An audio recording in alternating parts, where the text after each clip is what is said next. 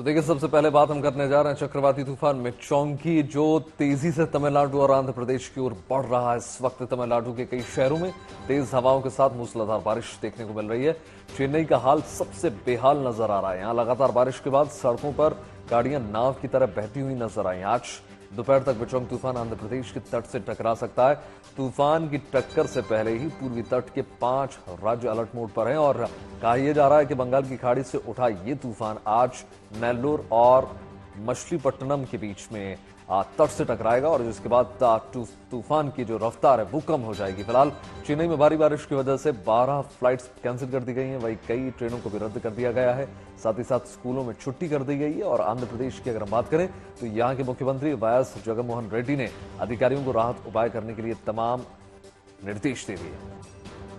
देखिए, 6 तस्वीरें आपको दिखा रहे हैं किस प्रकार से प्रशासन और सरकार पहले ही अलर्ट मोड में आ गई थी। अंदाजा जाहिर तौर पर यही लगाया जा रहा था कि 100 से 110 किलोमीटर प्रति घंटे की रफ्तार से हवाएं चलेंगी और तेज बारिश भी होगी। कुछ उसी प्रकार का नजारा भी देखने को मिल रहा है और कुछ उसी प्रकार की सावधानियां भी जिस प्रकार से बरती गई थी वो अब मुकम्मल होते हुए नजर आ रहे हैं, जिसमें तमाम आपको एनडीआरएफ के चाहे आप हमारे देवदूत हों या फिर तमाम प्रशासन आपको अलर्ट मोड में नजर आएगा। स्कूलों की तमाम छुट्टी कर दी गई है और ये तस्वीरें अपने आप में बता रही हैं कि कितनी तेज गति से तूफान आगे बढ़ रहा है।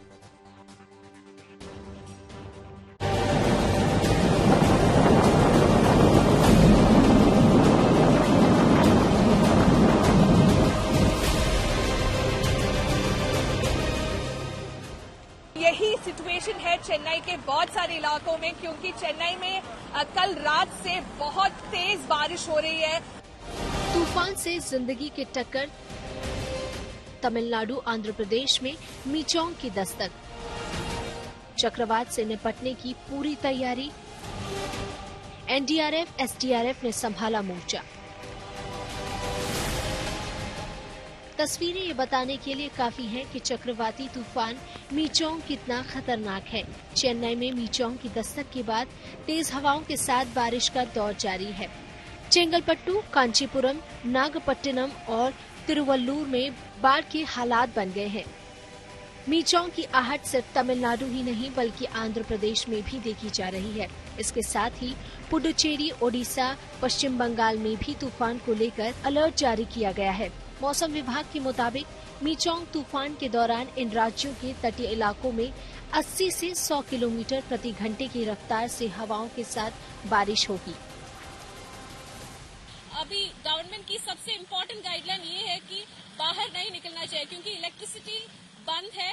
इसीलिए लोगों को ये नहीं पता चल रहा है कि कहाँ पे ज्यादा वाटर लेवल है, ज्यादा वाटर लॉगिंग है। तो इसीलिए वो लोग कम्युनिकेशन भी थोड़ा बहुत डिफिकल्ट है अभी इस वक्त। लेकिन डायरेक्शन, सबसे इम्पोर्टेंट डायरेक्शन ये है कि अंदर रहना चाहिए तब तक जब तक सिचुएशन थोड़ा ठीक है, थोड़ा कंट्रोल पे है। मतलब साफ है कि इन राज्यों में मिचोंग की दस्तक टेंशन देने वाली है। लेकिन एनडीआरएफ और एसडीआरएफ समेत तमाम रेस्क्यू टीमों ने मिचोंग तूफान का मुकाबला करने के लिए एक्शन प्लान तैयार कर लिया है। मसलन एनडीआरएफ ने मिचोंग तूफान से प्रभावित इलाकों में कुल 24 टीमों को तैनात किया है। तमिलनाडु में एनडीआरएफ की 11 टीमें तैनात की गई हैं और आंध्र प्रदेश में 9 टीमों की तैनाती की गई है, जबकि पुडुचेरी में 4 टीमें ग्राउंड जीरो पर मुस्तैद हैं। हालांकि इसके अलावा एनडीआरएफ ने 20 टीमों को रिजर्व रखा है। इसके साथ ही 24 घंटे हालात के कोऑर्डिनेशन और मॉनिटरिंग के लिए कंट्रोल रूम के साथ मेडिकल कैंप भी बनाए गए हैं। मेन 3 राज्य हैं जो इससे अफेक्ट होंगे। एक तो तमिलनाडु है, दूसरा पौंडीचेरी और तीसरा आंध्र है। और जैसा कि मैंने अभी बताया कि हमारी तीनों जगह डिप्लॉयमेंट है। ये स्टेट के साथ कोऑर्डिनेशन मीटिंग करके जो स्टेट की ज़रूरत होती है उस हिसाब से एनडीआरएफ अपनी टीम डिप्लॉय करती है। इसमें बेसिकली एनडीआरएफ का जो काम होगा, इसमें रेस्क्यू ऑपरेशन का होगा, इवैक्यूएशन का होगा, और इसमें लोकल एसडीआरएफ स्टेट की जो एजेंसीज हैं जो इसमें फ्लड वाटर रेस्क्यू में और प्रिवेंशन में काम करती है, उनके साथ मिलकर हम काम कर रहे हैं। मिचोंग तूफान के खतरे को देखते हुए प्रभावित राज्य तमिलनाडु, आंध्र प्रदेश, पुडुचेरी में लगातार बैठकें हो रही हैं और इन राज्यों के केंद्र एजेंसियां भी लगातार नजर बनाई हुई हैं। वहीं इन तीनों राज्यों में मिचोंग तूफान की दस्तक के बाद रेस्क्यू टीमें लगातार प्रभावित इलाके से लोगों को सुरक्षित ठिकानों पर पहुंचा रही हैं। तमिलनाडु में अभी 6,410 लोगों को इवैक्यूएट किया गया है। आंध्र प्रदेश में 7,361 और पुडुचेरी में 483। इसमें एनडीआरएफ स्टेट गवर्नमेंट के साथ मिलकर काम करती है। अभी तक इवैक्यूएशन में एनडीआरएफ ने 289 लोगों को तमिलनाडु में इवैक्यूएट करने में हेल्प की। तटीय इलाकों में रेस्क्यू टीमों की तैनाती और ग्राउंड जीरो पर लोगों की मदद से इस तूफान को हराने की पूरी तैयारी है। इस साल जून में आए विपर्जॉय तूफान से निपटने की सरकार की प्लानिंग बेहद कारगर रही। ऐसे में लोगों को भी भरोसा है कि तूफान उनका कुछ भी नहीं बिगाड़ सकेगा, क्योंकि तूफान और जिंदगी के बीच रेस्क्यू टीमें एक बार फिर ढाल बनकर खड़ी हैं। चेन्नई से शिल्पा नायर और शिबू मोल केजी के साथ Jitendra Singh, bureau report, good news today. तो इस वक्त क्या है बंगाल की खाड़ी से सटे इलाकों के हालात और कब तक तूफान के तट से टकराने के आसार हैं, इसे एक एक करके समझने की करते हैं कोशिश। अभी का ताजा अपडेट ये है कि साइक्लोन के चलते 5 राज्य इस वक्त अलर्ट मोड पर हैं, मतलब पल पल हालात पर नजर रखी जा रही है। जो राज्य इस वक्त चक्रवाती तूफान की वजह से अलर्ट मोड में हैं, उनमें आंध्र प्रदेश, तमिलनाडु, ओडिशा प्रमुख है। यहाँ की सरकारें किसी भी हालात से निपटने को लेकर अलर्ट है। ठीक है आपने। और देखिए, तूफान के मद्देनजर देखें तो पुडुचेरी, पश्चिम बंगाल की सरकारें भी अब एहतियात बरत रही हैं लगातार। यहां भी प्रशासन से सतर्क रहने की अपील की गई है। माना यह जा रहा है कि दोपहर या दोपहर के बाद साइक्लोन मिचोंग की टक्कर जो है आंध्र प्रदेश के नेल्लोर और मछलीपट्टनम तट से होने जा रही है। बिल्कुल, चक्रवाती तूफान की वजह से 90 से 110 किलोमीटर प्रति घंटे की रफ्तार से जो हवाएं हैं वो चलने की बात भी कही जा रही है। और चक्रवाती तूफान का सबसे ज्यादा असर आंध्र प्रदेश में होने वाला है। लिहाजा 5 दिसंबर यानी आज सभी स्कूल कॉलेजेस बंद रखने का फैसला किया गया है। ऐसे बिल्कुल आप आइडिया लगा सकते हैं कितना जबरदस्त ये तूफान है। तिरुपति एयरपोर्ट की अगर हम बात करें तो यहां पर भी तूफान की वजह से कई फ्लाइट को डाइवर्ट कर दिया गया है। तमिलनाडु की अगर हम बात करें तो यहां पर तिरुपति, नेल्लोर और प्रकाशम इस वक्त हाई अलर्ट पर हैं। बिल्कुल, तो तमिलनाडु में 4 दिनों के लिए स्कूल, कॉलेजेस, दफ्तर सब कुछ बंद कर दिया गया है। मौजूदा चक्रवाती तूफान के चलते चेन्नई में 80 साल में सबसे ज्यादा बारिश दर्ज की गई है। चेन्नई की कई सड़कें अभी भी पानी से लबालब है। बिल्कुल, जैसा कि हमने आपको तस्वीरों में भी लगातार दिखाया। और उड़ीसा की अगर हम बात करें तो यहां देखिए 5 जिलों में तूफान के मद्देनजर ऑरेंज अलर्ट जारी कर दिया गया, जबकि उड़ीसा सरकार की मछुआरों को समुद्र में ना जाने की अपील अब कर दी गई है। बिल्कुल, पुडुचेरी की बात करें तो यहां समंदर से सटे इलाकों में धारा 144 लागू की गई है। लोगों को समंदर के पास ना जाने की सलाह भी दी गई है। जी हाँ गीतिका, देखिए तूफान मिचोंग जो है अभी ये दूर है, लेकिन उसकी ताकत का एहसास इस बात से लगाया जा सकता है कि तमिलनाडु के चेन्नई और आंध्र प्रदेश के दूसरे शहरों को अब साफ तौर पर यहाँ पर आपको देखने को मिलेगा कि एक चलती बस से बनाया गया ये चेन्नई की सड़कों का ये वीडियो देख लीजिए एक बार। और इनमें पानी की तेज रफ्तार लहर गाड़ियों को उछालकर आगे निकलती हुई आपको नजर आएगी। और उसने सड़कों पर अपने सामने आई हर चीज को पल भर में किनारे लगा दिया। वीडियो में कुछ लोग आपको जूझते हुए भी नजर आएंगे। और इतनी जबरदस्त बारिश है, ऐसा लग रहा है जैसे बिल्कुल बाढ़ आ गई हो। साथ ही साथ जो तेज हवाएं हैं वो किस कदर लोगों का जीना मुहाल कर रही हैं, ये भी हम आपको दिखाने की कोशिश कर रहे हैं। ये ताजा वीडियो है। इस वीडियो से आप पूरे हालात को समझ सकते हैं कि क्यों इतना जबरदस्त प्रशासन जो है अलर्ट मोड में है और क्यों इतनी ज्यादा सतर्कता बरती जा रही है। देखिए नजारा, ऊंची ऊंची आपको लहरें भी इसमें नजर आए। ये देखिए गाड़ियां जो हैं तिनकी की तरह बहती हुई नजर आ रही हैं, इसमें साफ तौर पर आपको नजर आएगा। रौद्र रूप, प्रचंड रूप में प्रकृति अपने नजर आ रही है।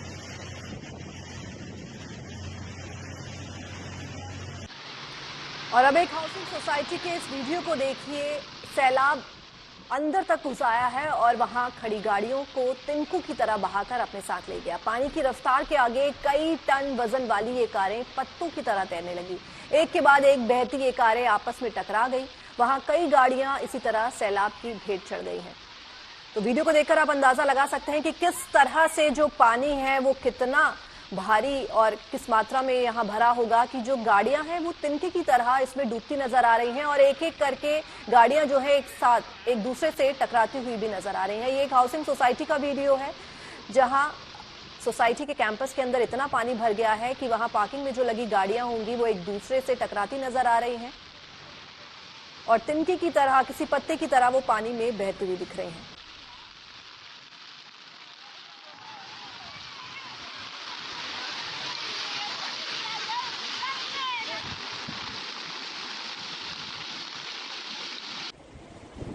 देखिए, मौसम की बेरुखी के आगे कार जो है आपको तैरती नजर आई तो हवा में उड़ने वाले विमान भी जमीन पर नजर आ रहे हैं। चेन्नई एयरपोर्ट की ये तस्वीरें देख लीजिए एक बार।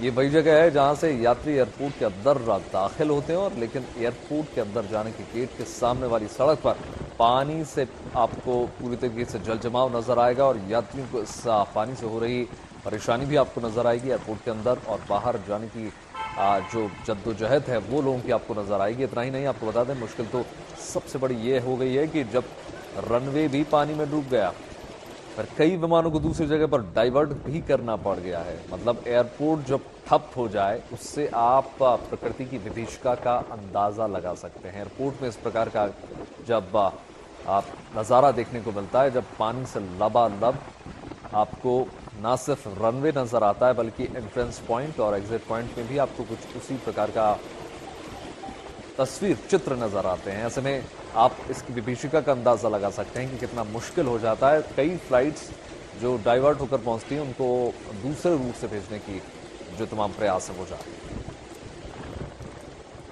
तो वहीं तमिलनाडु के चेंगलपट्टू जिले में सड़क झरने में तब्दील हो गई। वहां भारी बारिश के बाद सैलाब अपनी बंदिशों को तोड़ते हुए हाईवे तक पहुंच गया। ऐसे में भी वहां से लोगों का आना जाना जारी रहा। बाद में राहत बचाव से जुड़े कर्मचारियों को वहां तैनात किया गया, जो लोगों की मदद करते नजर आए।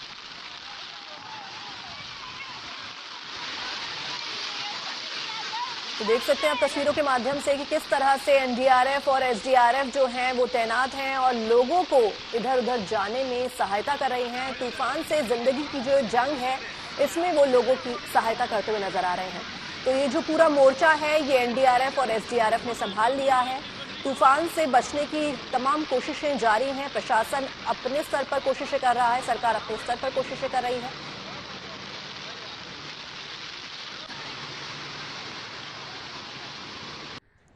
और देख लीजिए, ऐसा ही हाल तमिलनाडु के दूसरे शहरों में भी आपको देखने को मिलेगा। वहां हाईवे से होता हुआ जो पानी है वो रिहायशी इलाकों में घुसपैठ की तरह घुस चुका है, और लोगों के मकानों को चारों तरफ से अब पानी ने घेर लिया, जिसके बाद वहां रहने वाले लोग अपने ही घरों में अब कैद हो गए हैं।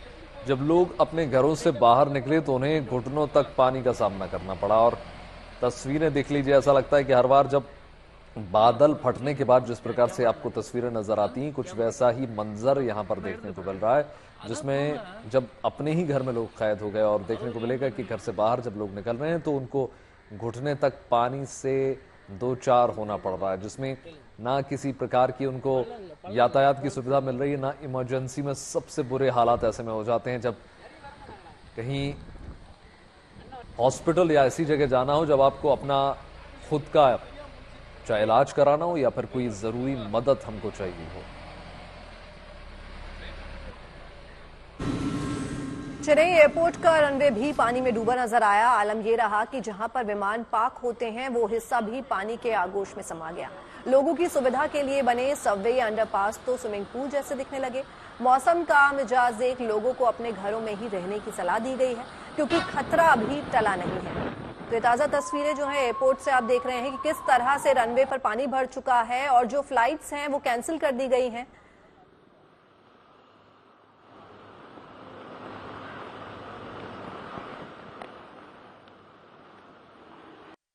देखिए, चेन्नई के अन्ना नगर में भी भारी बारिश और तेज हवाओं से कुछ पेड़ उखड़ गए बाकायदा, और जिसने उस इलाके का जो नक्शा है वो पूरी तरीके से बिगाड़ दिया। हालांकि हालात और बिगड़ते इससे पहले राहत और बचाव टीम ने मोर्चा पूरी तरीके से संभाल लिया। वहां उखड़े हुए जो पेड़ हैं उनकी टहनियों को काटकर किनारे लगा दिया गया ताकि आवाजाही ना रुके और ताकि इन उखड़े हुए पेड़ों से किसी को नुकसान भी ना पहुंचे, क्योंकि पानी इतना ज्यादा है।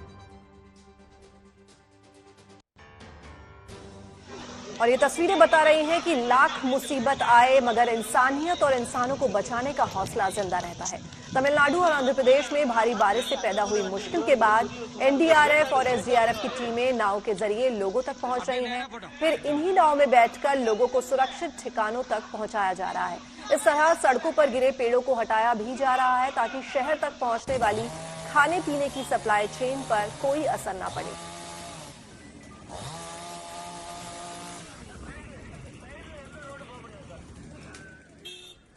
तो देखिए भैया, तूफानों के तट से टकराने और उसके गुजरने के बीच सबकी जो नजरें हैं अब एनडीआरएफ पर रहने वाली। उत्तरकाशी की टनल में फंसे मजदूरों को बचाने की बात हो या फिर मिचोंग की वजह से जलमग्न चेन्नई, एनडीआरएफ की टीमें मोर्चा संभालने में जरा देर नहीं लगाती, क्योंकि देखिए एनडीआरएफ को जिंदगी की गारंटी माना जाता है। दरअसल पिछले 6 महीनों में ऐसे 2 तूफानों से एनडीआरएफ की टीम होकर गुजरी और बहुत अच्छा मोर्चा संभाला है। बिल्कुल वैभव, अक्टूबर में भी अरब सागर में जब तूफान उठा था, लेकिन तब खतरा टल गया था। उससे पहले जून में बिपरजॉय चक्रवात की आंधी आई थी, जिसका असर गुजरात और महाराष्ट्र तक पहुंच गया था। वहीं देख लीजिए 7 मई की अगर हम बात करें तो बंगाल की खाड़ी में आपको याद होगा मौका तूफान ने दस्तक दी थी। साल बदल गए, महीने बदल गए, लेकिन तूफान का नाम बदल गया, लेकिन एनडीआरएफ का जो जिंदगी बचाने का जुनून है वो अभी तक कायम। बिल्कुल, एनडीआरएफ कैसे काम करती है अब आपको ये भी बताते हैं। दरअसल एनडीआरएफ 12 बटालियन पैरामिलिट्री की तरह ही काम करती है। इनका फॉर्मूला है सुपर एक्टिव और टेक्निक से लेस ऑपरेशन को अंजाम देना। जी हाँ, देखिए एनडीआरएफ की जो ट्रेनिंग है वो साल भर चलती है और उन्हें हर हाल में जिंदगी को बचाने का तरीका सिखाया जाता है। ऐसा गुर उनको बताया जाता है। भूस्खलन, बाढ़, चक्रवात हो या फिर कोई भी हादसा हो, एनडीआरएफ के जो जवान है वो सबसे पहले मुस्तैद होते हैं। पहाड़ी इलाकों में बारिश और बर्फबारी के बाद वादियां जो है खिल उठी हैं। देवभूमि उत्तराखंड के चमोली में ताजा बर्फबारी से वादियां गुलजार आपको नजर आएंगी। लगातार बर्फबारी से नीति घाटी और मलारी गांव में वादियां पूरी तरीके से बर्फ से जो सफेद चादर है उसमें आगोश आपको नजर आएंगी। हर जगह बर्फ ही बर्फ आपको नजर आएगी। घरों और सड़कों पर भी बर्फ की मोटी चादर देखने को मिल रही है। ऐसी तस्वीरें जो हैं विदेशों से भी निकल कर आ रही। यूरोप, जर्मनी और रूस में स्नोफॉल से एक तरह कहें तो ठंड बहुत ज्यादा बढ़ा दी है, तो दूसरी तरह सुहानी तस्वीरें भी निकल कर सामने आ रही हैं, जिसमें दृश्य जो है मनमोहक है। रूस की राजधानी में क्रिसमस की तैयारियों के बीच बर्फबारी मौसम का और सुहाना लुत्फ लोगों को उठाने को दे रही है और जर्मनी में पर्यटक बर्फ का लुत्फ उठाने को लगातार पहुंच रहे हैं। तो एक तरफ देखिए थोड़ी परेशानी भी है लोगों को, और दूसरी तरफ जो नज़ारा है वो इतना मनमोहक है कि लोग इसको देखे बिना रह नहीं पा रहे। और ऐसे में लगातार आप देखिए पहली तस्वीर में कि स्नोफॉल इतना ज़्यादा है कि आज रोडों को जो क्लियरेंस करने का जो काम होता है, बर्फ़ को हटाने का जो काम होता है, वो तमाम आपको क्रेनें करते हुए नजर आएंगी। और ये काम 24 घंटे जारी रहता है, क्योंकि जो आवाजाही है वो नहीं रुकना चाहिए।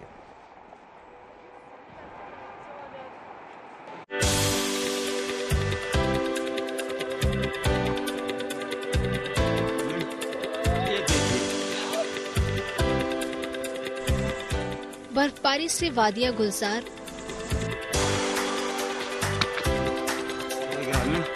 पहाड़ों पर सैलानियों की बहार। ये देखिए बड़ा ही नजारा यहाँ पे बर्फबारी का। पहाड़ी इलाकों में बारिश और बर्फबारी के बाद वादियां खिल उठी हैं। धूप में ये पहाड़ मानो चांद की तरह चमक रहे हैं।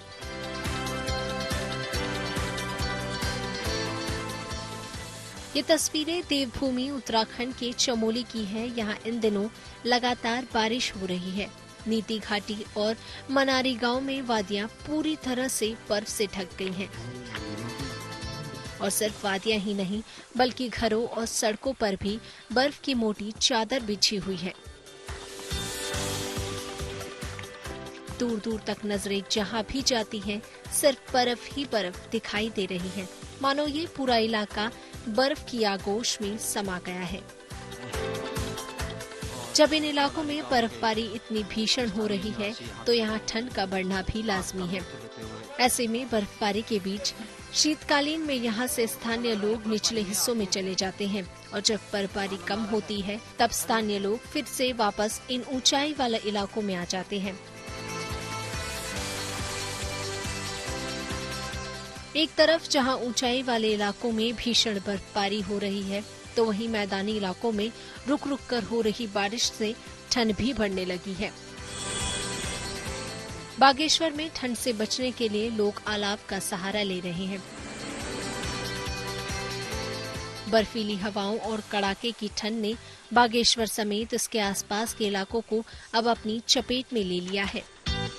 बादल भी छाए हुए हैं और दूर दूर पहाड़ों में बर्फ़ भी गिर चुकी है और दिसंबर और जनवरी का महीना लग चुका है ये। अब बारिश का मौसम और बहुत अच्छा लग रहा है कि जो हमारे भी किसान भाइयों ने अपने खेती के लिए जो गेहूँ बो रखे हैं अभी और आने वाली जो फसल है उनके लिए बढ़िया है और होना भी ज़रूरी है, क्योंकि गेहूं की जो हमारी फसल होती है इसके लिए बारिश होना बहुत ज़रूरी है, क्योंकि बहुत समय से बरसात के बाद बारिश हुई नहीं है और ये बारिश से हमारे जो किसान भाई उनको बहुत लाभ है। उत्तराखंड, हिमाचल प्रदेश और जम्मू कश्मीर के ऊंचाई वाले हिस्सों में बर्फबारी का असर अब मैदानी इलाकों में भी नजर आने लगा है और उत्तर भारत के राज्यों में भी अब धीरे धीरे सर्दी बढ़ने लगी है। बदलते मौसम और सर्दी से बचाव के लिए खास ध्यान रखना भी अब बेहद जरूरी है।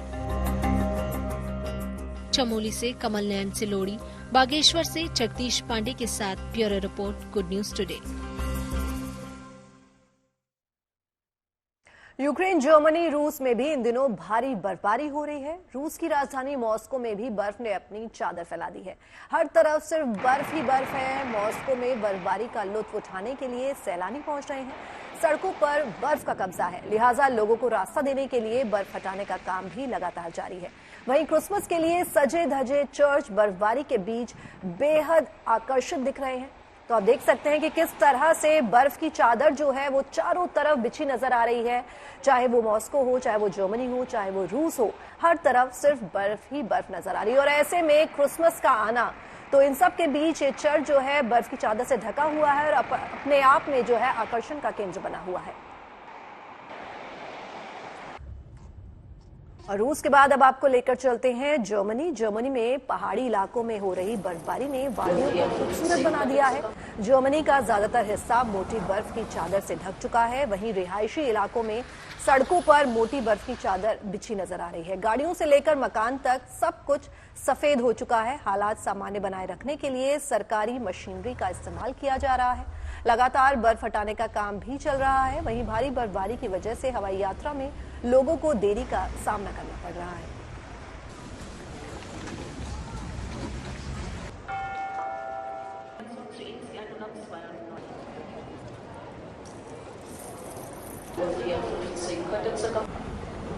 अब आपको मिलवाते हैं भोजपुरी साहित्य को वैश्विक पहचान दिलाने में जुटे जलज कुमार अनुपम से। जलज कुमार भोजपुरी भाषा और वहां की संस्कृति से दुनिया को रूबरू करवाना चाहते हैं और इस काम के लिए वो लगातार प्रयासरत हैं। तो देखिए तस्वीरें, आप देखिए कि किस कदर जो जलज हैं वो लगातार कोशिश कर रहे हैं कि इस रीजनल कला को और साहित्य को वैश्विक मंच तक पहुंचाया जाए और उसके लिए वो लगातार प्रयासरत हैं और उसकी लगातार वो कोशिशें भी कर रहे हैं। भोजपुरी भाषा में लगातार वो काम भी करते रहे बीते कुछ वर्षों से और उनकी लिखी जो किताब है वो जन जन तक पहुंचाने का प्रयास है। 2018 में मैथिली भोजपुरी एकेडमी दिल्ली सरकार की तरफ से मेरी पहली किताब हमार पहचान प्रकाशित हुई। इसमें भोजपुरी की 51 कविताएं संकलित थी। 2018 में ही भोजपुरी एसोसिएशन ऑफ इंडिया और मैथिली भोजपुरी एकेडमी दिल्ली सरकार के सहयोग से हमने, आप कह सकते हैं कि भोजपुरी का वो पहला लिटरेचर फेस्टिवल था और जिसको हम लोगों ने दिल्ली के हिंदी भवन में आयोजित कराया। शुभ समाचार में आज के लिए बस इतना ही, लेकिन आप अपना बहुत बहुत ख्याल रखिएगा। बिल्कुल, देश और दुनिया की तमाम पॉजिटिव खबरों के लिए यूं ही जुड़े रहिए। नमस्कार।